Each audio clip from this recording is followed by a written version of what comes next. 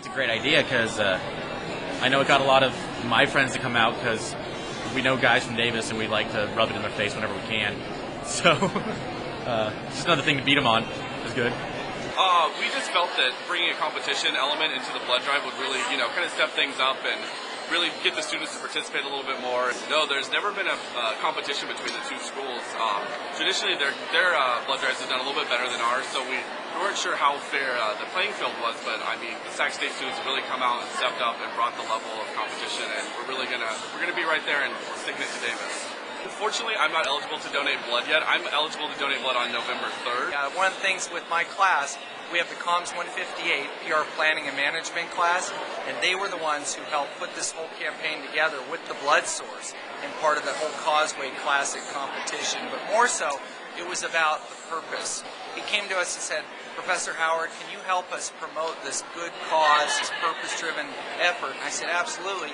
Tell me more about what's going on. And when they shared with us that there's a need for 700 pints a day in Sacramento, we immediately realized that's our goal. That right there will be the strategy we'll work around. And my students orchestrated this and designed a campaign on awareness and action. The awareness was to raise greater visibility and reputation to the vision of the blood source, and the action was to motivate what you see here. Melissa Wallace. Nicole Gillen. What's running your position today? Dan Thomas. So far, what kind of organization has it taken on your guys' part to put this event together? Well, we have a group. We have different committees. We have a leadership committee, and within each committee we have about 6 or 7 different groups that work on media, some that work on publicity and advertising, writing specifically, issues and crisis management, logistics. So what kind of a turnout have you guys seen from different campus clubs? Tons from the sorority fraternity, ASI, dance team, Faculty and staff. huge. And this is the Dental Association came out, the Mom Association. I know I've been advertising to specific organizations like the Ballroom Dance Team, AMA, CRSSA. Do you know how many people have come through already? 805 with both days, as of right now. As opposed to like 130 something. Yeah, we only and had that was the 100 total for 2 days last year. Like, what do you guys think has been the main, reason why people are coming out? Like, why we've had such high increase in numbers? We've been asking people, how did you hear about it? A lot of people are saying the PR campaign, people have been speaking in my class.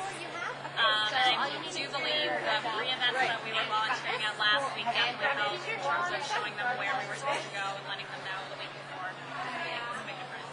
Just letting people know that it happens, because I think a lot of people didn't even know about, they would just walk by and see that, there's a blood drive today, whatever, and a lot of people weren't educated because they thought that they couldn't donate for some reason or another, and we're just kind of educating them about it. Who came up with the idea to do it with a competition with Davis? Blood Have you come to Sac State before? I come to Sac State almost every time. So, compared to last year, how has the turnout been this year? I'd say 300% more kids. Why do you think that is? I think that's because they're trying to beat UC Davis in the blood drive. Have you heard a lot of people talking about that? And I have. how do you guys feel about having that as like a marketing technique to get people out here? I feel it's great. I think that UC Davis has just as many kids as Sac State, and there's no reason why we can't draw 500 to 600 every time we come here too. The 3.5 years that I've worked here, we've always gotten like 150 or so from Sac State every time, and I think that it's great to see that we actually get 400 or something out of there. Yesterday they had 435. Today they'll probably push closer to 500. And in previous years it's only been 100 for each day. So it's opened up a new plan here on campus, a whole new set of energy. And the students asked me if I was going to donate. I said, if you are, I am. So yesterday I went on the table for the first time in my life to give blood, and gave blood. I did get a little bit nauseous, so to speak, and got a little sweaty around the top, and they tilted my seat back, gave me some sweets, some sugar, some water.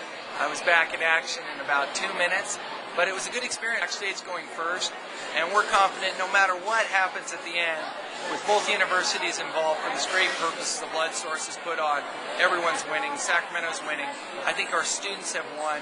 Just learning about the importance of volunteerism and participation. But We'll just see how the competition goes. It's open for the next 2 weeks to both schools. For anybody, family, or friends participating, can go into the centers or to the drives.